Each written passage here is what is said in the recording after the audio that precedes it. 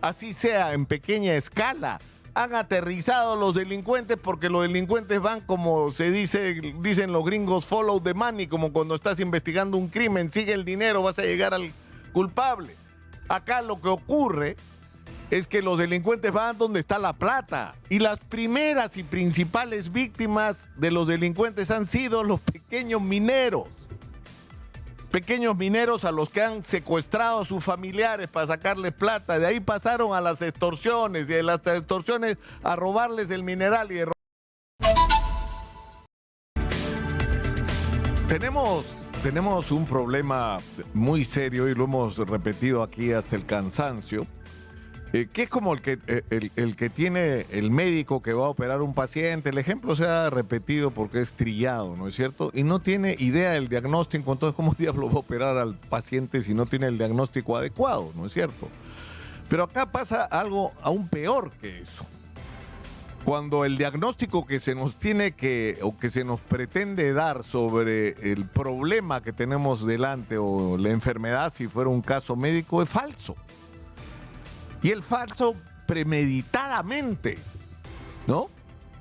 No para curar la enfermedad, sino porque alguien se beneficia, pues, de que el paciente esté enfermo, ¿no es cierto? Y no quiere que haya cura, quiere que las cosas sigan como están. Y me estoy refiriendo al caso de la minería y a un reportaje que es parte de una campaña, que hay que decirlo, es una campaña que maneja fundamentalmente el Grupo El Comercio. Es la punta de lanza de esta campaña, y que es una campaña promovida por un sector, porque hay que hacer la diferencia, recalcitrante de la gran minería peruana. ¿Qué cosa es lo que ocurre? El oro, la plata, el cobre y montones de otros minerales son el principal patrimonio del Perú, y esa es una primera discusión que ya deberíamos sacar de una vez por todas, ¿eh? El Perú es un país minero. Y esta discusión debió acabarse hace rato, y lamentablemente nos hemos demorado demasiado tiempo en acabarlo. Y la ha acabado la realidad, porque la realidad es tan salvajemente favorable al Perú que habría que ser idiota para no reconocerla. Es decir, el oro pasó la barrera de los $3.200 la onza, que es un precio récord, y todas las previsiones apuntan a que va a subir, y el cobre se ha convertido claramente en el principal material, en la principal materia prima del planeta, y nosotros somos riquísimos en cobre. Entonces, pretender que no aprovechemos esta circunstancia y que no explotemos ese mineral, por supuesto, respetando el medio ambiente, respetando los derechos laborales, respetando los derechos de las comunidades, es decir, cumpliendo todos los requisitos que tienen que cumplirse para hacerlo bien. Tenemos que sacar el mineral y explotarlo de manera extensiva. Es lo que nos va a dar la caja para resolver todos los problemas del Perú, para darle un impulso extraordinario a la agricultura, al turismo, a la acuicultura, a todo lo que nos dé la gana de hacer, porque vamos a tener dinero suficiente para hacerlo. Es más, parte de ese dinero ya lo tenemos y no lo sabemos usar por los ineptos que tienen en sus manos la administración del Estado peruano en todos los estratos. Pero a lo que voy es a lo siguiente. Ha salido, es decir, una campaña que es muy perversa. Es decir, ahora resulta que en el Perú hay dos clases de minería: la gran minería y los delincuentes. Eso es el Perú minero. Y eso es mentira. O sea, si tú no eres parte de la gran minería, es decir, eres pequeño minero, minero artesanal, minero informal, eres delincuente. Y por lo tanto eres asesino, eres una organización criminal. Mentira, no es así, no es verdad. Se calcula que podría haber hasta 500,000 de personas hoy trabajando en la pequeña minería en todas sus formas. Y como el precio del mineral ha subido mucho y se mueve mucho dinero por la explotación del mineral, así sea en pequeña escala, han aterrizado los delincuentes porque los delincuentes van, como dicen los gringos, follow the money, como cuando estás investigando un crimen, sigue el dinero, vas a llegar al culpable. Acá lo que ocurre es que los delincuentes van donde está la plata, y las primeras y principales víctimas de los delincuentes han sido los pequeños mineros. pequeños mineros a los que han secuestrado a sus familiares para sacarles plata. De ahí pasaron a las extorsiones, y de las extorsiones a robarles el mineral, y de robarles el mineral a apropiarse de sus operaciones, porque son operaciones pequeñas, de gente que no tiene recursos para contratar una compañía de seguridad y que los revientan los delincuentes y se quedan incluso con sus explotaciones. Esa es la realidad de lo que estamos viviendo, pero para eso hay que ir incluso más atrás, ¿no? Es decir, tenemos en el Perú, eso, porque tenemos que partir de eso, somos un país riquísimo en mineral, pero tenemos un sistema de concesiones que ha permitido que el 20% del territorio nacional esté concesionado, y esté concesionado en manos de unas pocas familias y empresas. Esa es la realidad, eso es lo que hemos permitido que ocurra. Y en el camino se han cometido errores muy serios.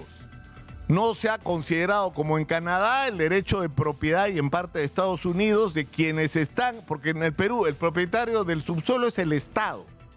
Entonces el Estado concesiona esa riqueza minera que por supuesto está en el subsuelo, pero no toma en cuenta de una manera consistente un detalle, que encima de ese subsuelo hay un suelo, y que ese suelo es propiedad de personas, y en muchos casos de comunidades campesinas que viven ahí hace siglos. Entonces, al no haber tomado en cuenta de una manera seria y consistente la participación o los derechos del propietario del suelo en los derechos del subsuelo, se han generado montones de conflictos que hace rato pudimos habernos evitado con una ley de concesiones más inteligente que la que tenemos, donde o debió darse, como ha dicho el propio Hernando de Soto, y como han dicho Juan Carlos Tafur, incluso antes que Hernando de Soto, que debió darle la prioridad, o en todo caso el derecho a la explotación del subsuelo al que sea dueño del suelo. Bueno, no se hizo así. En todo caso, debió dárseles participación en las operaciones. No se hizo así. Entonces eso ha generado montones de conflictos, además y encima, porque como tenemos un Estado corrupto e ineficiente, todo el billete que ha podido entrar de mineras que han dicho yo pago mis impuestos que el Estado vea, pero el Estado no ve, pues.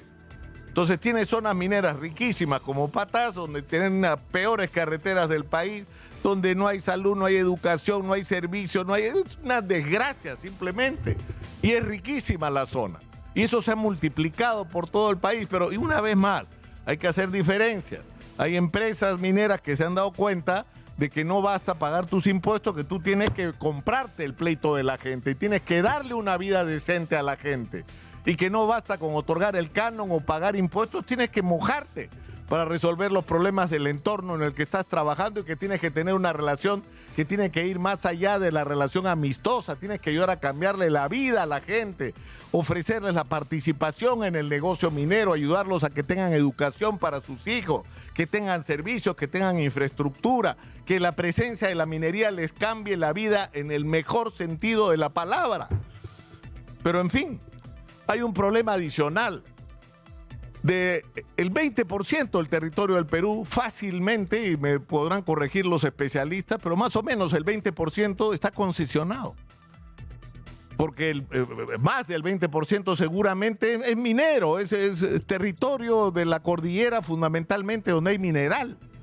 Entonces, el gran problema es que tienes para la realización, y eso es un problema que hay que reconocer, tienes tal cantidad de trabas burocráticas, de requisitos, que iniciar una operación minera en el Perú, que es un procedimiento muy costoso cuando lo haces a gran escala, que es lo que necesitamos, o sea, es una pesadilla.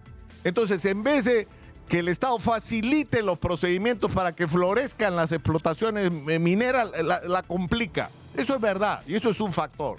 Pero lo que es cierto es que de todo lo que está concesionado, exagero si digo que solo el 3% se está explotando. Entonces, ¿qué es lo que ocurre? Que esos lugares que fueron concesionados por el Estado peruano a personas o empresas eran lugares donde desde antes había minería, pero resulta que ese pequeño minero que dejó de ser el concesionario ya no tiene derecho a seguir explotando. Y resulta que viene gente que se queda sin chamba en el Perú por múltiples razones, y eso es algo en lo que hay que pensar también, porque hay tanta informalidad en el país del milagro del crecimiento económico. La gente ve un cerro pelado, sube al cerro, empieza a hacer hueco en el cerro, saca mineral y se lo vende a quien se lo pueda vender. Y resulta que ese Cerro Pelado tiene un concesionario que es el titular, pues. Entonces, desde el punto de vista legal, no podrían estar sacando ese mineral, pero lo han estado haciendo. Porque la inmensa mayoría del área concesionada no está siendo explotada. Y de lo que se trata es de explotarla. Entonces, tenemos un problema sumamente complejo porque se ha generado una cantidad inmensa desde pequeños mineros que preexistían a las concesiones hasta gente que ha llegado luego que en términos reales está haciendo operación minera. En este momento está haciendo operación minera. Entonces hace como 14 años, ya perdí la cuenta, crearon el REINFO, el registro de formalización, que tenía por objeto que era transitorio. Era para tener la lista de todos los que estaban operando para que formalicen su operación, para darles el derecho a seguir haciéndolo bajo la condición de firmar compromisos, estar registrado, georreferenciar su zona de operación, tener empresas con RUC y pagar impuestos. Por lo menos el impuesto general a las ventas a la hora de vender su mineral. Y se supone que esto era una transición hasta lograr la formalización. ¿Qué hemos logrado? Nada. Nada, una vez más, porque el Estado peruano es una vergüenza. Pero lo que está pasando hoy es que es cierto que el REINFO ha sido mal utilizado por alguna gente, también eso es verdad. Y todos tendríamos que partir y reconocer que es un fracaso, pero en este momento, eliminar el REINFO, es decir, crear una situación en la que en el Perú solo hay una forma de explotación, que es la del titular de concesión. Si no tienes título en la concesión, no puedes explotar. Es empujar a la ilegalidad a cerca de 500,000 de personas. Y eso es algo que hay que ser muy irresponsable para hacer. Entonces hay gente que quiere eso, que es una locura, cuando lo que hay que encontrar es una solución que claramente no es la del REINFO. El REINFO tiene que morir, pero tiene que ser cambiado por algo que sea real. Y lo primero que tenemos que hacer es quiénes son los mineros informales y dónde están. Y para eso hay que hacer un censo, no es tan difícil, porque además todos los mineros decentes, correctos, que son la inmensa mayoría de los mineros que están metidos en los cerros, que no se dejen engañar porque hay una campaña como que todos los mineros están tirando químicos y envenenados. No, eso es en algunas zonas muy puntuales, más del 98% no es así. No es así, más del 98% está en la cordillera, en los cerros pelados ahí, muriéndose de frío sacando mineral. Entonces, hay que encontrar una solución a este problema que tiene que ser inteligente, que tiene que permitir que esta gente se formalice, que para esto, les doy un ejemplo muy simple. Para poder explotar mineral bajo estas condiciones hay que usar explosivos. Pero para usar explosivos la ley establece que tienes que tener un polvorín. ¿Saben cuánto cuesta un polvorín? Estuve averiguando. $50,000. En el mejor de los casos, 150,000 soles. La inmensa mayoría de pequeños mineros no tienen esa opción.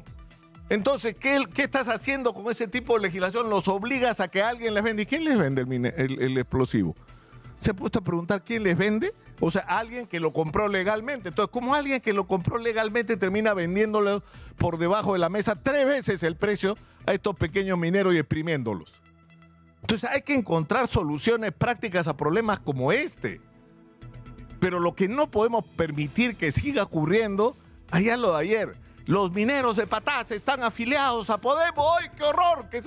Y el señor Máximo Franco Becker, que está afiliado al Partido Renovación, y la inmensa mayoría de los dirigentes de los mineros en proceso de formalización que apoyaron la campaña del señor Hernando de Soto y fueron hasta candidatos en sus listas, ¿de eso no hablan? Porque son empresarios, no son zurdos, no sean burros.